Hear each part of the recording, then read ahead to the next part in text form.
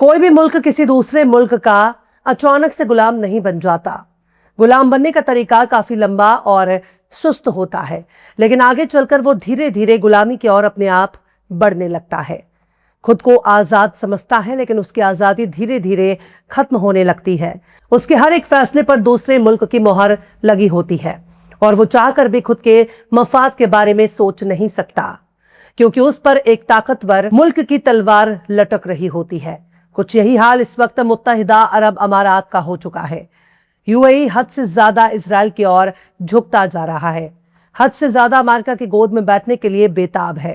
शायद दौलत की चाहत ने अरब के बद्दुओं को भूखा बना दिया है।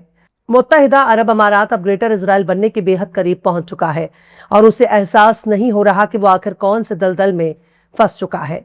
अब उसने ऐलान कर दिया है कि वो ऑयल प्रोडक्शन करने वाले अरब ममालिक के ऑर्गेनाइजेशन से खुद को अलग कर रहा है। इससे अमेरिका भी खुश और इजराइल भी खुश। यूएई का फैसला बताने के लिए काफी है कि इस कदम से किसका फायदा होने वाला है। सलाम, नमस्ते, सत श्री अकाल। मैं हूं आपके साथ हर्षिता मिश्रा और आप देख रहे हैं टाइम्स मेल।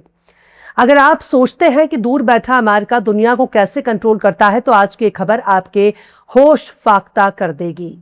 अगर आप सोचते हैं कि अरब के मुल्क दिन रात अमेरिका के आगे झुके रहते हैं, उसे खुश करने में लगे रहते हैं, तो अमेरिका भी उनसे अपनी यारी निभाएगा, तो ऐसा बिल्कुल नहीं है।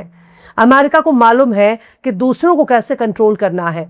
अमेरिका बरसों बरस से अरब मुल्कों को कठपुतली की तरह नचाता है, और जब उसने अरब के मुल्कों को कठपुतली ही बना लिया है, तो फिर उनसे कैसी नाराजगी और कैसी दिल लगी। 40 दिनों तक चलने वाली ईरान जंग ने इतना तो साबित कर दिया, अरब के मुल्कों को हर हाल में अपना तहफ़्फ़ुज़ खुद ही करना होगा। कोई मगरबी मुल्क उनके तहफ़्फ़ुज़ के लिए नहीं आएगा, कोई भी फौज उनकी मदद के लिए नहीं आएगी। अगर खुद पर कोई आफत आ रही है तो उससे खुद ही निपटना होगा, और इसका जीता जागता मिसाल अमेरिका के मिलिट्री बेस है। अमेरिका ने मिडिल ईस्ट में मौजूद अपने मिलिट्री ठिकानों से ईरान पर हमले किए। अरब के मुल्क शुरू से ईरान के खिलाफ अपनी जमीन और आसमान के इस्तेमाल से इनकार करते आ रहे हैं। वो यही कह रहे हैं कि हमने ईरान पर हमले के लिए अपनी जमीन और आसमान का इस्तेमाल होने नहीं दिया, लेकिन सच्चाई काफी मुख्तलिफ है। अरब मुल्कों की जमीन और आसमान का इस्तेमाल करके अमेरिका और इसराइल ने हमला किया, लेकिन जब ईरान ने पलटवार किया तब अमेरिका के अपने मिलिट्री ठिकाने धुआं धुआं हो गए। यहाँ तक कि जिन सिविलियन इलाकों से अमेरिका ने ईरान पर हमले किए, उन इलाकों पर भी ईरान के मिसाइल और ड्रोन की बारिश होने लगी। तब अरबों की चीख निकल गई। अरब ममालिक यही कहने लगे कि अमेरिका हमारा तहफ़्फ़ुज़ पर क्यों नहीं रहा।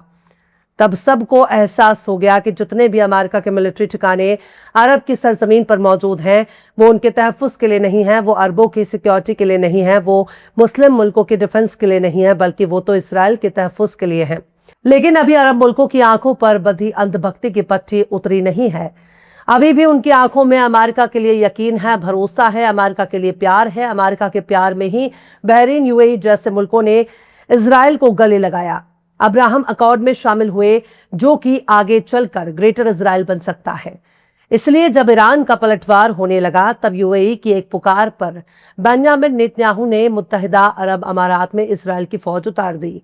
अरब की मुकद्दस सरजमीन पर इजराइल का आयरन डोम तैनात हो गया, और अब मुत्तहिदा अरब अमारात ने ऐलान कर दिया है कि वो ऑयल प्रोडक्शन करने वाले मुल्कों के 2 बड़े ऑर्गेनाइजेशन से खुद को आजाद कर रहा है। यूएई ने ऐलान कर दिया है कि अब वो ओपेक और ओपेक प्लस से बाहर आ रहा है, और इसके लिए उसने बाकायदा एक ऐलान भी कर दिया है।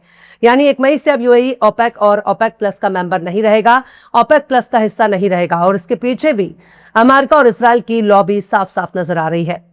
यूएई के इस कदम के पीछे कई वजहें हैं। सऊदी अरब के साथ इनकी पुरानी स्ट्रैटेजिक जंग है। सऊदी अरब हमेशा ऑयल प्रोडक्शन को कम रखना चाहता है ताकि तेल के दाम ऊंचे रहे, जबकि यूएई ज्यादा ऑयल प्रोड्यूस करना चाहता है, क्योंकि उसके पास स्टोर करने की ज्यादा जगह मौजूद है। यानी यूएई का सिंपल सा फंडा यही है, ज्यादा से ज्यादा तेल निकालो और बेचो। भले ही तेल की कीमत थोड़ी कम हो जाए, लेकिन ज्यादा मात्रा में तेल बेचने से कमाई ज्यादा हो जाएगी। जबकि सऊदी अरब का तरीका इससे ठीक उल्टा है। सऊदी अरब चाहता है कि कम तेल निकालना पड़े ताकि मार्केट में तेल की कमी बनी रहे, जिससे तेल की कीमतें ऊंची बनी रहेंगी।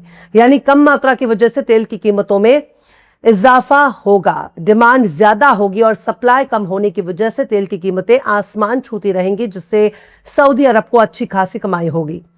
यूएई के पास पहले से ही तेल निकालने की मशीनरी, पाइपलाइन और बंदरगाह तैयार है। वो रोजाना 4 से 5 मिलियन बैरल तेल निकाल सकता है, लेकिन ओपेक में सऊदी अरब की दबदबे की वजह से उसे तेल कम निकालना पड़ता है। अब जब यूएई ओपेक से बाहर निकल रहा है, तब वो अपने मन मुताबिक तेल निकाल सकता है। यूएई की आबादी की तकरीबन 1 करोड़ 15 लाख के आसपास है, लेकिन इसमें सिर्फ 13 लाख ही असली यूएई के शहरी हैं। बाकी 90% गैर मुल्की कामगार और मजदूर हैं। यानी तेल से जो पैसा आता है वो केवल 13 लाख लोगों में बढ़ता है। ज्यादा तेल बेचकर ज्यादा पैसा आएगा तो हर शहरी को ज्यादा फायदा होगा, जबकि सऊदी अरब की आबादी 3.5 करोड़ के आसपास है, इसलिए उनके लिए पैसा ज्यादा चाहिए। वे तेल की ऊंची कीमतें रखकर कम तेल बेचना चाहते हैं और आराम से अपना कारोबार चलाना चाहते हैं। यूएई ईरान जंग को एक बेहतरीन मौके के तौर पर देख रहा है, क्योंकि स्ट्रेट ऑफ हार्मुज यानी हार्मुज बंद होने की वजह से उसके तेल का एक्सपोर्ट नहीं हो पा रहा।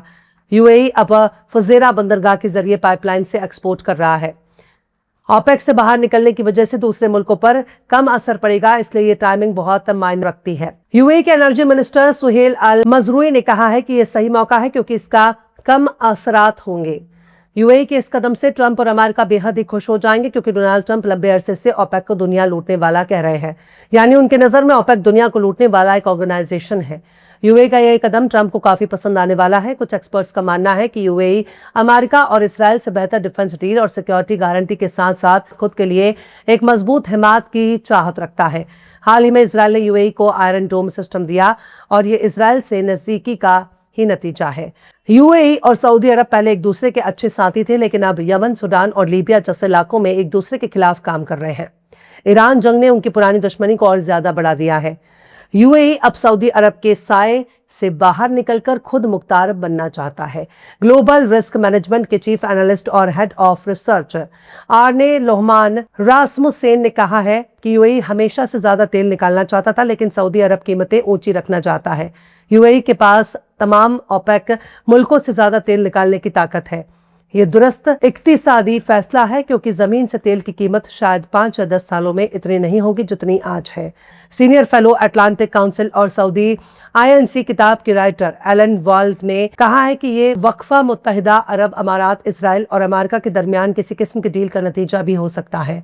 उन्होंने यूएई को ईरान से महफूज रखा और बदले में यूएई ने ओपेक को वो बड़ा धक्का पहुंचाया है जिसकी ट्रंप तलाश कर रहे थे।